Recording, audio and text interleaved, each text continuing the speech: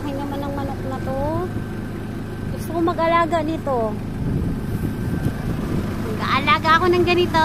Gusto ko ganda din ang kulay, oh. Ang ganda ng kulay. Gusto ko ganyan ng kulay. Ayoko ng mga puti kasi sensitive yun eh. Mabilis silang mapilay. Dami naman. Ayun na, oh. Pupunta na siya doon.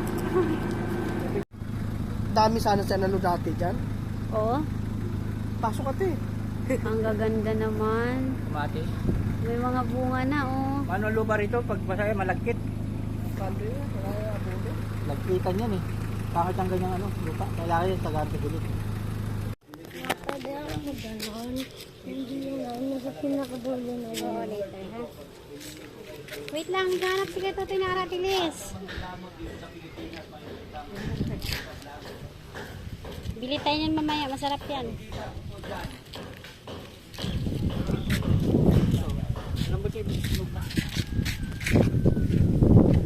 Ang dami, bili tayo nito mamaya. Ang dami. Wow.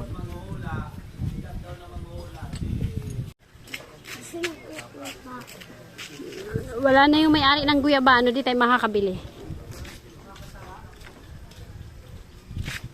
Halika dito, baka may aso dyan.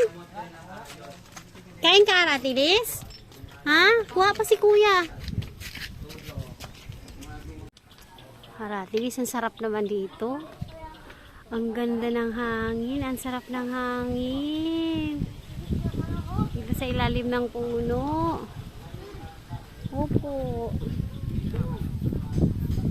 Halika dito. Halika dito. Wala yung may-ari ng guyabano, di tayo makakabili. Ayun o, kumukuha si kuya ng ano, Aratilis ice para sa'yo. Ayan na, Aratilis, ayan na.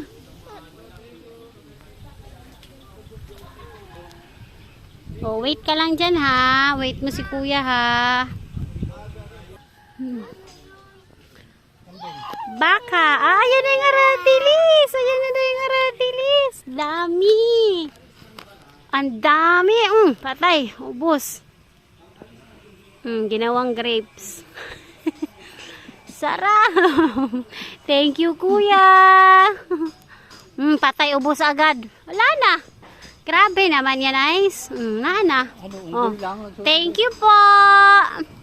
Oh, kuha ka pa daw.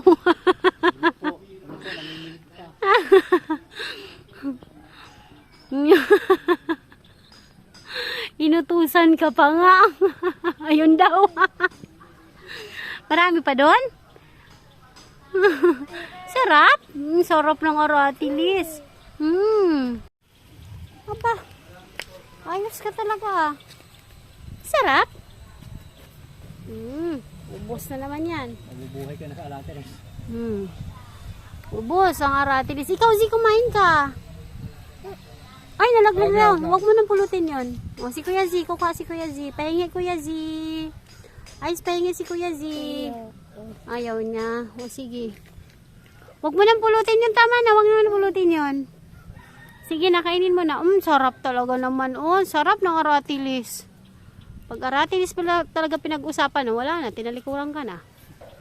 Bus na yun. Uy, meron pa? Wala na eh. Buko tinuturo eh. Buko, hindi na kaya ni kuya yun.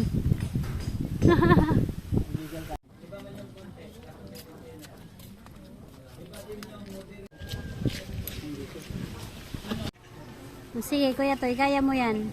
Pagbigyan ng hilig, ng hindi magligalig. Yan, nakasakay na sila. Boom! Buti na lang may Kuya Totoy. Ata? Pinatumbling. Ayos. Okay? Ayos. Hindi daw kasi. Ayan o. Ay na. Kasakay na.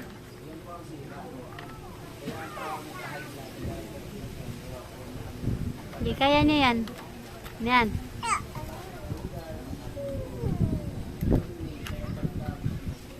Sus, pinahirapan mo sarili mo. Pwede naman pala dyan.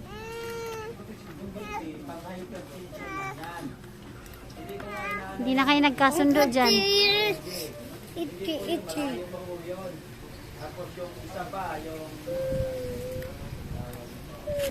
Ayan na, okay na. Itulak mo na. Tulak na. Yan. Happy na siya.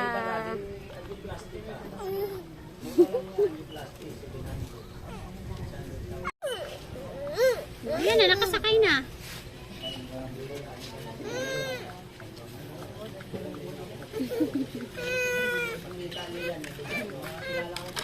Problema yun, hindi na matanggal. At syempre may pagulay din dito ang aking kaibigan. Tapos uuwi na kami at ito na nga, tulog silang lahat. Kung matutulog pa ako, kawawa naman tong driver, wala nang kausap.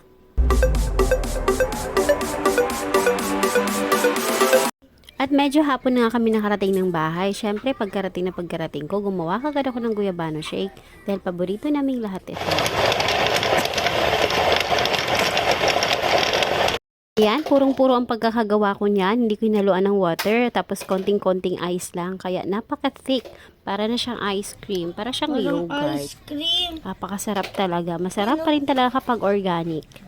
At sa tagal ko na nga dito sa Maynila, ay ngayon lang talaga ako nakabili ng perfect na pagkahinog ng guyabano. Nakakabili kasi ako noon sa palengke, kaya lang nakakadala dahil pagdating ng bahay, matigas yung loob o kaya nangingitim na. Hindi talaga siya perfect, hindi yung galing sa puno yung pagkakahinog. At saka kahit nung nasa probinsya ako, nung umuwi kami, hindi rin ako nakakain dahil yung mga tanim namin dun ay wala na.